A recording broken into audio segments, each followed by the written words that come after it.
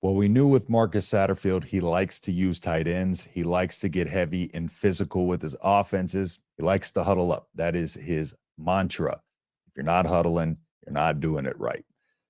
And coming into last season, we didn't have a lot of production coming back. It was a big question mark with the tight end room. And it was still utilized more than you would probably expect over the last decade. And we'll get into that a little bit, and we'll get into a little bit of the future state of the tight end class going to 2024. First things first, my name is Justin Adams. If you are new here, I am a content creator here at Nebraska Football at the Voice of College Football. I've done the wide receiver and running backs preview, so if you want to go check those out, if I can find a way to put them at the end or somewhere on the screen, I'll try. But if I can't figure it out, you'll know because you won't see any videos there. And but y'all can check those out. They were posted over the last couple of weeks. And if you don't mind, consider leaving a like and subscribing to the channel. It really, really helps us out. But let's get into the tight end preview. Coming into last season, like I said, a very inexperienced room, a very unknown room as far as what it was going to look like in 2023. And that, I mean, of course, that was in general with the entirety of the team, but the biggest question mark, I think, was the tight end position for obvious reasons. You had Borkacher, who was coming off 6 receptions, 52 yards and a touchdown the previous season, and that was the extent of Nebraska experience when it comes to just, Eric Gilbert, of course, had production at Georgia, but coming into the season, we didn't know fully what to expect. He was supposed to be a great tight end. He was supposed to be a guy who was utilized a ton, but of course we know what happened, couldn't act right. He was a former 5-star, was supposed to be able to come in and put up numbers and do it all. He was supposed to be able to set the edge with blocking, set up the run game. He was able to receive. He was big, strong, physical, had all the athleticism that you needed, but again, just couldn't get everything right in terms of, we know what happened. Then Thomas Fidone. Of course, Thomas Fidone was the biggest question mark coming off the 2 ACL tears, and there was concerns over whether or not that the 97 rated 4-star, almost 5-star that we had was kind of damaged goods, which I never felt was the case. Fidone is a grinder. He was always showing that he worked hard. He was always posting about people doubting him and stuff like that. You know how he did this to the fans and stuff like that. A lot of people were really criticizing him, doubting him. But with modern medicine, ACL tears, they can come back 100% easy and a lot quicker these days. So it was one of those things where I didn't think it was going to hinder his ability too much. And I'll pull up a clip from a preview that we did just for fun. I went back and looked at it, and here's what I thought Fidone would end up being. Expectations, of course, being on the team he was on, that's a little bit difficult to kind of stand out. But I think Fidone is going to be the guy this year. I think Gilbert will be. I think Gilbert will be on the field with him a lot, but I think Fidone is going to be the clear target hog in this, and I think Fidone is going to be almost used as just almost just like he might end up being the wide receiver 1 or 2 on this team as far as just targets and everything goes. Okay, and I point that out because he ended up being the wide receiver 2 in terms of full production. So, I expect him to take a jump this year, but again, he hadn't played coming into the season. He had tremendous upside. So that was it. We had Landon Meyer, we had other guys, Landon Meyer, John Goodwin, Jake Applegate, Ismail Smith-Flores, Caden Becker, guys like that. So, those guys didn't really play all that much. It was just Fidone and Borkacher for the most part. And, they did what they had to do. But, Borkacher, again, had similar production to the year prior. And Fidone, kind of really showed out. 4 touchdowns, was probably one of the more consistent receiving options over the course of the season in terms of production per game, and so, let's just see what we're looking at coming into 2024. It's a little bit of a young position still, no seniors. So we have the freshman Ian Flint, Eric Ingwerson, and Ismail Smith-Flores, who is a redshirt freshman, and then we have juniors Thomas Fidone and Nate Borkacher. Okay, so let's go ahead and run through the freshmen, the new blood in the locker room. Ian Flint. I think there's a lot of hidden talent in here, or under the radar talent, because Carter Nelson, being what Carter Nelson is, of course, he is a monster. And it's been widely regarded just how good he is. Let's go into some of the other freshmen right now. First, Ian Flint. He's from Texas, taking advantage of the Texas connections for Matt Rule. 86 rated 3-star. He can receive. He was really good against zones. On a lot of his film, what it is, it's a lot of him going out against zone defense and finding little soft spots in the coverages and sitting down. Very good at finding those soft spots. And also they've used him on a couple of probably cover 2, cover 0s where they send him on just a seam route where he blows past the linebacker and he's already in a position to where he's up the seam, he's open, and nobody's getting him. So there was a few like that. Really, really good blocker, dual sport, shot put and discus. I said on a video, a film breakdown I did, I forget who, but it was them blocking. And the shot put and discus in terms of blocking and helping people block, it's tremendous because what it does is, everything comes from the drive of the hips. It's a rotation and it's the lower body, the drive from the hips. And then you just kind of, you don't throw it off your shoulder. It's just kind of a press and everything kind of, it's kinetic chain linking together and really kind of throwing that. So once you understand how to get explosive energy out of your lower body in a short amount of time without a lot of space, that really, really helps people getting off the line and blocking and attacking leverages. So Ian Flint is a guy to be really, really excited about. Eric Ingwerson, next up, he was listed on 24/7 as a D lineman, but he was is listed on Nebraska website as a tight end and is going to play tight end, dual sport basketball athlete. He 10 catches for 105 yards and 4 touchdowns in a very run heavy offense. 6'7", 245 pounds. So, when you see 10 catches for 4 TDs, 105 yards, he was a mismatch in the end zone and in the red zone. So that 6'7", we had a couple of guys who were 6'7", 6'10", even Austin Allen. So, getting that size is important. We have 6'6" and 6'5" with Fedoni. And again, just, being at a run heavy offense, he was able to help that offense go over, 227 yards on the ground. And again, just was able to be a part of the pass game.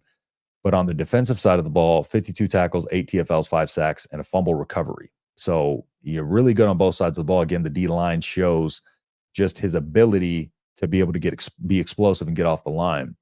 He's rated as the top 40 tight end by ESPN and one of the top 10 players in Nebraska. Okay. And then we have Carter Nelson. Carter Nelson, widely regarded, as the crown jewel of this class outside of Raiola.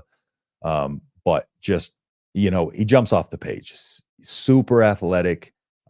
He'd probably be one of those guys that can, they see him moving all over. They've even mentioned him moving him to the backfield, at times. And they're going to slot him out wide. I think Carter Nelson is going to be the freshman that gets the majority of the playing time, as he should be out of these freshmen. And he'll be intertwined into this offense. I don't know how much. I don't know if they're going to burn his red shirt. I don't know how they want to utilize him, but the connection's already there with Raiola. We saw it in the Polynesian Bowl. Their first little, hookup was, it was Raiola to Nelson. It was just a little seam route, but it just shows you Nelson's athleticism and probably the most athletic on this team, right there with Fedoni. So yeah, Carter Nelson, just super excited about him, as we all are, and hopefully he'll get some reps out there so we can see kind of what he has to offer and what he can bring to this team. Redshirt freshman Ismail Smith Flores. So he's 6'5", 210, another Texas kid, 87 rated 3-star. Again, they're all around the 86, 87, 88, 89 range. That's the wheelhouse, those high-end 3-stars that you can develop up into 4 or 5 stars. 16 catches, 367 yards on 3 touchdowns, consistent with 40 yards per game, 22.9 yards per reception. And he actually lined up out wide majority of the time. So he was out at wide receiver a lot of the time. And, his dad played for Iowa, so he has that family lineage of athleticism, and it showed. He's a wide receiver playing tight end. He's a little bit slighter of a frame at 210, but that's why probably they had him lined out wide. So he's going to be move all over the place.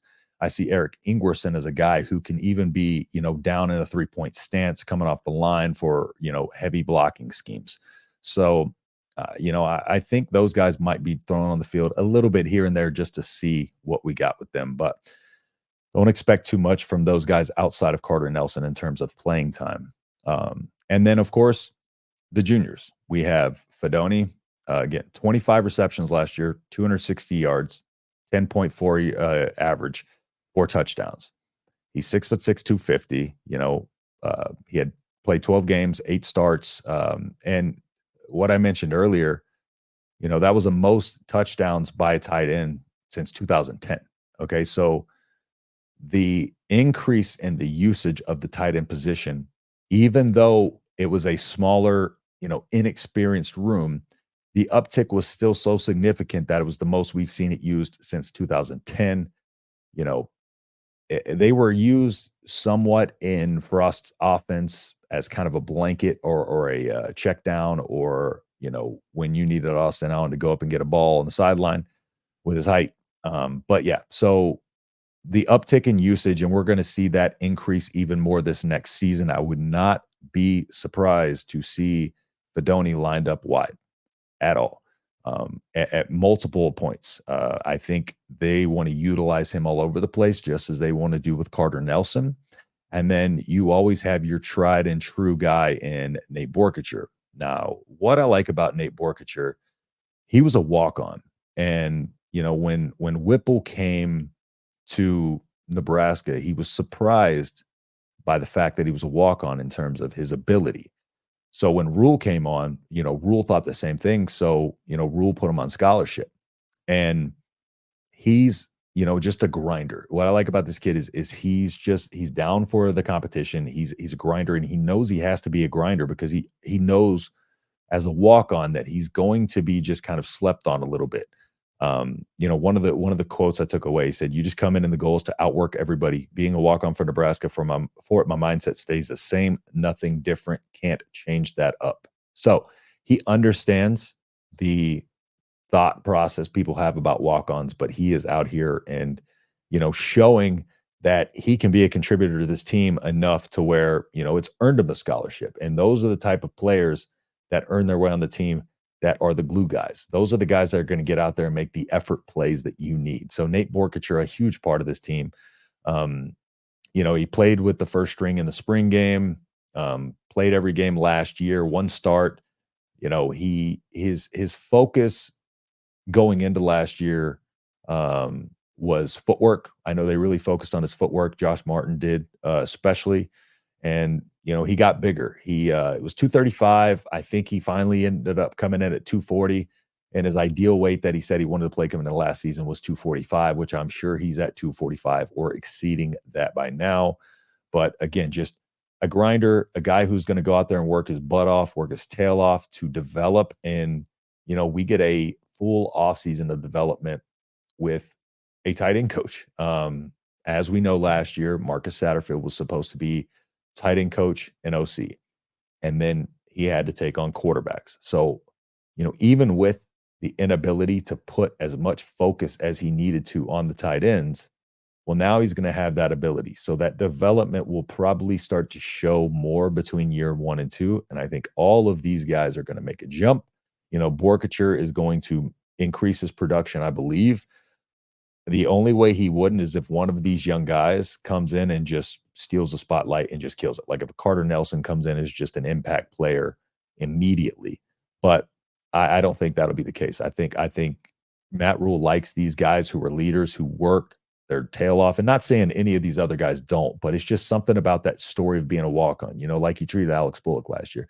Something about that story of being a walk-on that just shows that, you're going to fight through adversity. You're willing to take on competition, and you're going to get out there and you're going to make the effort plays because you know that you have to stay out there. So, the tight end, group is something to be really, really excited about this year. Last year, I was even excited about it just for the prospect, of seeing what Fedoni was capable of. Now that we've seen it, I think the prospect of what we're going to see next year is even greater. And the part of the thing is these guys are also going to have a much bigger impact on the wide receiver room. Like I said, some of these guys are going to be split out wide. Some of these guys are going to be down in 3-point stance. So the utilization of these guys is going to be all over the place. So I think we can expect the tight end position to be utilized way more than it's been in a long time in Nebraska. And we should have expected that. Satterfield used his tight ends heavily at Baylor. It was a very balanced offense. I believe it was like 265 to 160 rushing to passing. Get big, get physical, use your tight ends, set up the deep ball, establish a physicality, establish a run game.